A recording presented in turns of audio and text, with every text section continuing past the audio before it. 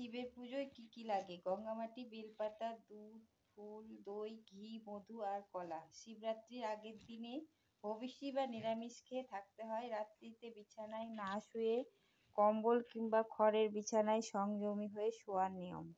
শিবরাত্রির দিনে সকালে স্নান করে বেলপাতা তুলে রাখতে হবে। এরপর সমস্ত দিন উপোস করে থেকে গঙ্গামাটি দিয়ে 4টি শিবলিঙ্গ তৈরি করে নিতে হবে। রাত্রির 4 প্রহরে 4 বার শিব পুজো করতে হয়। যেমন প্রথম প্রহরে দুধ দিয়ে শিবলিঙ্গকে স্নান করিয়ে শিব পুজো করার নিয়ম। দ্বিতীয় প্রহরে দই দিয়ে শিবলিঙ্গকে স্নান করিয়ে, তৃতীয় প্রহরে ঘি দিয়ে শিবলিঙ্গকে স্নান করিয়ে আর চতুর্থ প্রহরে শিবলিঙ্গকে মধু দিয়ে স্নান করিয়ে পুজো করতে হবে। এইভাবে প্রত্যেক প্রহরেই শিব পুজো করতে হবে।